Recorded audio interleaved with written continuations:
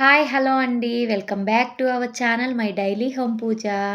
మా పిల్లల కోసం ఇంట్లోనే హెల్తీ చాట్ అయితే ప్రిపేర్ చేశాను. అది ఎలా చేశానో మీరు ఈ వీడియోలో అయితే చూసేయండి. మన నల్ల శనగలు ఉన్నాయి కదా! మామూలుగా అయితే బఠానీలతో చేస్తారు.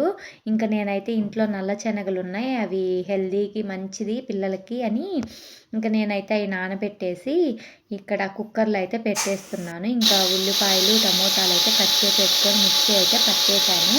ఇంక శనగలు నానబెట్టుకున్న శనగల్ని కుక్కర్ అయితే పెట్టేశాను. మామూలుగా అయితే 3 విజిల్స్ అలా రానిస్తాం కదా తినడానికి.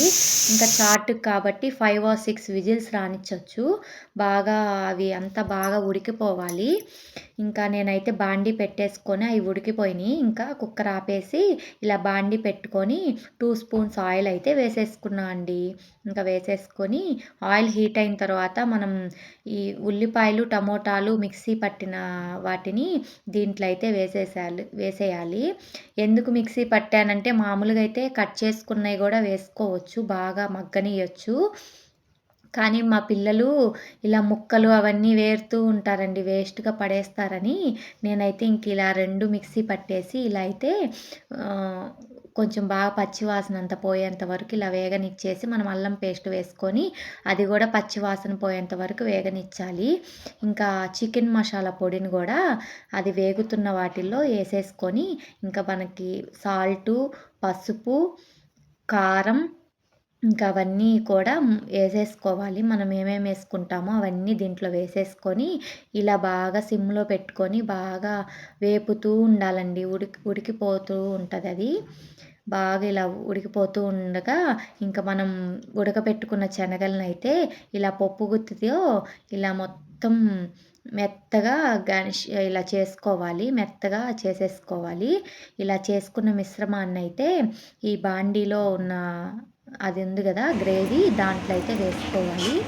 ఇలా వేసుకొని బాగా ఇది గూడా సిమ్‌లో పెట్టి అంతా ఉడకనిస్తే సిమ్‌లో పెడితే చాలా టేస్ట్ వస్తుంది. ఏదైనా కర్రీస్ అయినా ఏవైనా కానీ.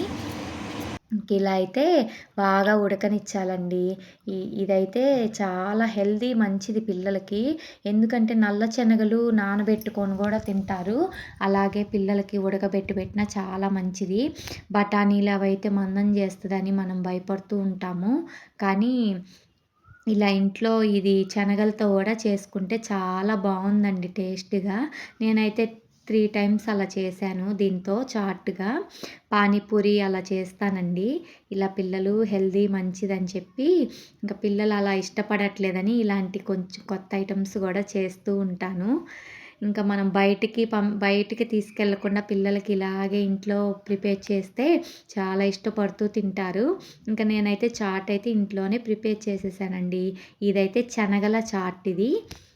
చాలా హెల్తీ, చాలా బావుంది కూడా. ఇంకా మనం అది ఉడుకుతూ ఉన్నప్పుడు కొంచెం ఆయిల్ తేలుతూ ఉంటుంది. అప్పుడు ఉడికిపోయినట్టు బాగా ఆ వాసన మంచి ఫ్లేవర్ వస్తుంది. మనం మసాలాలేసాం గదా! అంత మంచి ఫ్లేవర్ వస్తూ ఉంటుంది.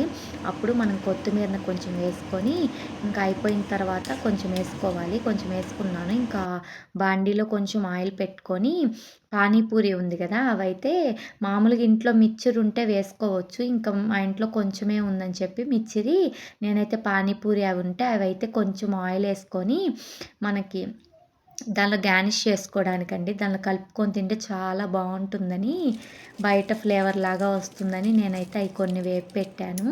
ఇంకా పిల్లలకి కొంచెం మిక్చర్ ఉందని చెప్పి అది 2 కలిపి అయితే గార్నిష్ చేసేసుకున్నా. చాలా బావుందండి. మా పిల్లలు గూడా చాలా ఇష్టపడుతూ తిన్నారు.